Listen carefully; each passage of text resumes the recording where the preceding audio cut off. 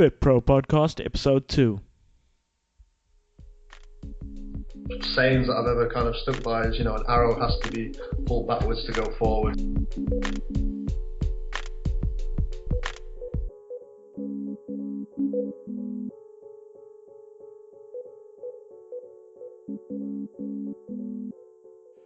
Welcome back to the Fit Pro Podcast. I'm your host, Marvin Fayes, and today we have a very special guest, Simon Woodward from the Muscle Mechanix here in Perth WA. He's a sponsored athlete. He's a professional personal trainer. Simon, let the listeners know who you are, man. Hello, mate. Well, what can I say? I am obviously a personal trainer. I've been in the industry for 4 or 5 years now, mate. Absolutely love it. I'm based out of Good Life in Inaloo, Perth WA. Muscle Mechanix is my brand, which I'm obviously trying to grow. Based around all aspects of fitness, mate, depending on what the clients and the customers want. I kind of base the training and nutrition around their needs and their goals, mate. Perfect, man. That sounds great. And I've known you for a while. I've seen you develop your brand, but let the listeners know what your story is. Where does Simon come from, and what's pushed him in the direction he's going in now? Okay, no problems. Well, basically, always been into sports, as a lot of people, I guess, are. Played football quite a high level, or soccer, as you guys call it over here. From there, mate, moving over from the UK to Australia was probably the highlight of my football career. Playing over here was awesome, but unfortunately injuries take over, as a lot of people know. From there, mate, I've worked several different jobs, basically in the industry of tradie, so I was actually a carpenter for a few years. Knew from that point, mate, that it wasn't really where I wanted to be in life. Loved playing sports. Like I said, soccer was my be-all and end-all. I played 7 days a week, played semi-professional, played professional. Unfortunately, injuries led me to not be able to play anymore, kind of career-ending injury from my hamstrings, torn ACL. From there, mate, it was basically doing the rehab, which everyone hates, the tedious light weights, the stretching, the trying to rehabilitate the hamstrings and knee. From that point, training with yourself, I had other PTs that just basically inspired me to get into the industry of helping people. I really got into it and focused on rehabilitation, which was where I kind of spent the start of my career trying to be sports specific around people with the similar injuries around the knees and the hamstrings. And then from that point on, it was, I guess, being in the industry is, you're kind of obviously trying to run a business, you're trying to ensure that you can survive. You can't help other people if you're not making money yourself. So there wasn't that much money in the sport rehab side of things. So that's when I kind of started to become a basic PT, doing the generic weight loss, just helping people achieve their goals, really. And from there, it's been just expanding, trying to get the brand out there as Muscle Mechanix. We try and put the science back into it. We really get people to start from the basics to build and grow from where they potentially are. And that can be anything from weight loss, muscle gaining, competition prep. And it's basically come along from there, mate. It was basically being injured and not being able to do the things that your head tells you that you used to be able to do was the point where it was, all right, I need to grow from here as a person and as a PT and find out what the market needed from there, buddy. Perfect, man. I mean, I think you wouldn't be the classic example of people that get into being a personal trainer where they go to do that Kellogg's box certificate and then sort of try and do the cheapest way possible and jump into it like after school or after they've done a specific... Is that a dog in the background? Yeah. No, just getting rid of it now.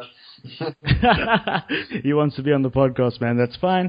And so back to the point of, I don't think you would be the typical personal trainer because you've known the semi-professional level of sport is a different level of fitness. It's a different level of conditioning versus say your average gym goer who goes, I can lift some weights, I can teach people how to do this, and I think you come with an air of confidence with you when I've hung out with you personally, Yep. and straight away I think, man, this guy knows his shit. Mm-hmm. Now, as a personal trainer, coming from your sort of semi-professional background in sport, yep. and then transitioning into personal training, at this point in time, okay, to be a fitness professional, we need to be generating revenue, we need to be making a living, so like you said, we can help other people. Yep. How do you generate revenue today? What are some of your forms? Definitely. Well, I'm at that stage at the moment with my business and being at Good Life for the last 3 years where word of mouth and obviously referrals is a big part of my business now. But branching outside of that, stuff like social media marketing, I do a lot of online stuff with my website, so I try and get people, if it's not practical for everyone to get into the gym, so I've built an online platform based around nutrition and programs that are tailored to the people. But yeah, like you said, coming from the background that I had, it was, I guess, like you said, a higher form of knowing what it takes to play at that level and be sort of professional at that level. So coming into it, like I said, being confident was a key thing. And to be honest with you, the confidence just comes from enjoying it. Like the fact that I love the work, I guess the confidence just comes through me through loving what I do.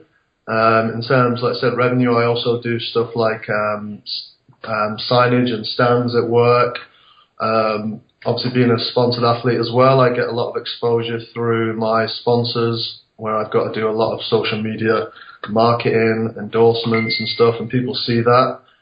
Who's your sponsor at the moment, Sam? So I'm currently sponsored by MuscleWorks Inaloo, or MuscleWorks in general, and I'm also a fitness ambassador for Flush Fitness, which basically works great for me because I get the supplementation that I need. I get work and clientele sent to me from those guys referring myself, and a lot of stuff comes from basically the Facebook page and the website, putting up people's results, putting up people's before and after photos, telling people about their journeys, because I guess everyone's got different journeys and people like to read on that and go from there. They like to see that someone else can do it, and that's generally where I get a lot of contact, to be honest with you, mate. Yeah, definitely, man. And you're working for Good Life at the moment, but I know you've worked for other gyms. How does what gym would you say would be the best introduction for a personal trainer getting into the field? Basically, you're brand new, you're out of AIF, for example. Yeah. Which gym do you find has the best what do you call training program for brand new personal trainers? Well, obviously, when I first started out, I was actually based at Jets, and it was a 24-hour franchise. From that point, it was kind of hard to build a personal training business in there, really not knowing what the hell I was doing and how to run a business.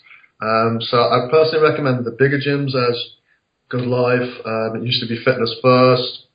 Gyms that are 24 hours, I find, because they're so small, you definitely can run a business. You've just got to be on point with everything. You've got to be on track. I found that the support at Good Life was second to none, really. Like the managers there, the other PTs, you learn from watching other personal trainers. There's a lot of a big support network there. If you're ever struggling with your business, you can always go to a manager, where I've experienced it at other places and you're kind of left to your own demise, which can make it extremely hard to grow from there. So realistically, the bigger gyms that are, I'd say, national brands such as Good Life, Fitness First, they've got such a strong personal training support network. Obviously, they make a lot of revenue off us PTs, so it's in their interest personally to help us grow, whereas at some of the smaller gyms, it is a little bit harder to grow your clientele from there. I mean, I 100% agree with that. And the thing that doesn't get touched on so much when you get your certificate and you jump into the field is that you need a massive support network to begin with. You need to find those people that have the experience to help you. You don't get taught everything right off the back, and it takes you years to develop the skill set that makes you a world-class personal trainer. Definitely. Now, as a personal trainer, I mean, it's a grind, right? Yeah. We don't get told a lot of. It's a struggle. We get thrown into it, and we're expected to change people's lives. And sometimes, for a lot of personal trainers, it defeats them, and they run back to whatever they did before. Yep. What was your lowest point?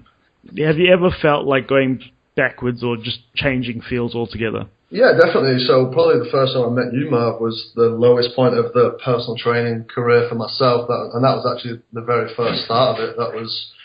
I'd come back from the UK where I had to go back there for a loss in the family. We were there for 2 or 3 months, so money was an issue. Coming back, I just obviously had to do what I had to do to get by. I just qualified as a PT. I was actually labouring for a few friends that were bricklayers, so I was doing 8 to 10 hours with them and then coming to Jets at night, not being there enough during the day to kind of grow any sort of business, and I was just taking clients wherever I could. So definitely that was the lowest point for me, but I guess, one of the biggest sayings that I've ever kind of stuck by is, an arrow has to be pulled backwards to go forwards, and for me that was kind of resonated big time with me. I was at a low point, money was an issue, trying to do all these hours a day was where I really struggled, and then I took the leap and did a traineeship at Fitness First at the time, which is now Good Life, where I learnt the basis of running a business, and that's unfortunately what I find that we don't get when people do these courses as a personal trainer. You get taught anatomy and how to run a session, which is all great, but realistically, if you don't know the fundamentals of running a business, getting in, doing the 10 to 12 hour days when you first start out, as a personal trainer, it's quite hard. It's one of them jobs where you're thrown into a gym. You've got to have that personality to go up to people, break down their barriers, get to know them, be genuine with your advice and your help. And it's not always about trying to sell to them. It's about getting to know people. I guess the longer you are based at a certain gym, people get to know you. People see how you train clients. And that's kind of how I'm glad I've stayed at Good Life for so long. I've had offers to go to other gyms, but I've stuck here because the clientele that I have are great. You obviously end up training your friends at some point when you've been doing it for a certain amount of time, which makes your job even easier. But yeah, definitely the 24/7 gym was a big issue for me. The problem with that is, the client's excuses would range from, I can't get there tonight, so I'll just come later on after hours. Not having that set time that people come to. For example, when I first started at Good Life, I think it was about 6 a.m. till 9 p.m. and the gym was open. So people would literally have to get to the gym at that time. So there was always clientele there. So they would have to commit to their sessions and stuff like that. But it's generally I think the first 6 months to a year was definitely the hardest, as I guess I'd say 90% of the PTs out there would find is the issue, and that's generally where most people I'd say would quit the job. But I guess it's just the perseverance of knowing that it is the industry you want to be in. At the time when I was at Jets, I was borrowing money off my family. It was hard work. Christmas and birthdays would come around and it would be hard having no money. I'd just be surviving, and then I had the chat with the parents, and they were like, we can't keep doing this, and that was when I really took the leap, and that was the lowest part, and then it was from there. I just did what I had to do to get by, and I'm glad I did. I'm glad I stuck it out, and now I'm doing the job that I love. Yeah, man. And would you say that would be your that was your lowest point, and then you bounced back? But what solidified that you wanted to be a fitness professional and you wanted to be a personal trainer of a high caliber, and what was the switch? What made you do that? I think it was when I got to Good Life, there'd been PTs that had been there for 5 or 6 years. Everyone seemed to know their names. Everyone knew who they were, boasted about these PTs. And I think from there, that's when I decided to franchise out on my own as Muscle Mechanix. And wanting to have that set brand, I want people to know that name. I want people to think, all right, I want to be a mechanic. I want to work for Muscle Mechanix, or I want to wear the Muscle Mechanix brand, and I want to be trained by a muscle mechanic. It was just having that drive, that hearing that other PTs in the industry that are so well known, and I just wanted to be on that level, the same as them, because their businesses seem to be thriving. When people know your name and your business, I guess it helps grow the business. Yeah, man. And would you say creating your own brand has helped you as a personal trainer, and helped your business and made you stand out from the crowd? Yeah, massively. I find that I'm very appreciative to the guy that I did the traineeship with. He was a very, very sales orientated guy. He was, told me all about, anyone can do a session. Doesn't take a rocket scientist to put a session together, but to do the week in, week out, the grind of getting the numbers, getting the leads, making the phone calls, accepting that you're not going to sell to everyone. The selling value from him was phenomenal. And from that, I've just kind of kept the basis of everything going each week, week in, week out. I know when my clients are going to be up for renewal. I keep my business side of things on track, and that's what really comes first for me. It's gotten to that point where nothing's going to get in the way of my business. The training side of things is the fun part, but for me, I really want to grow the franchise. So now you're running your business like a professional, not like back in Jets days, and you're accepting cash for everything. Yep. You're not tracking anything. Exactly. Now I assume you've got your direct debit set up. Yep. You've got your brand. You've got your website. People know exactly who you are and what you do. Yep. And one of the things that you do, you're also a physique competitor. Yep. Has that helped or hindered your business at all? I'd say this doesn't hinder the business. It just becomes hard on the clientele. So doing competitions is great advertising. People can see, I believe in the industry, you have to practice what you preach. It's unfortunately, it's the world we live in. It's face value to start with. People see that you train yourself, keep fit. Obviously, people have seen that I've competed and I guess followed the journey, seen the photos. It's not an easy thing to do, obviously, but it's very rewarding. You have to get into stuff like competitions, I guess, for the right reasons. And I've always said from day one, it is purely for the business. If people see that I can change my body and be as strict as I have to be for the dieting, for the training, I guess people use that as I wouldn't say inspiration, but as motivation to do it themselves. Yeah. So you live the industry. This is what you do day in, day out, and people can see that. Okay, you're congruent with what you're putting out there. Now, I think I know what your answer will be, but what's your opinion on personal trainers that don't even look like they've been to the gym? Well, like I said, mate, unfortunately, it does come down to face value. I know that there are a lot of people out there that have got great knowledge in anatomy and weight loss, but definitely, mate, unfortunately, it comes down to that face value. People see you, and unfortunately, they judge you until they get to know you, and it does, I guess, make it harder for them. But at the same time, you're representing your business. In this industry, it is about the way you look and how, I guess, athletic or healthy or fit you are. And I think that's a massive aspect of it. Like, I don't personally understand how people can not be, they don't have to be supreme athletes, but, that can't, stick to a diet. And if you're going to be giving people advice on this sort of stuff, you definitely have to practice what you preach. Absolutely. And I 100% agree, man.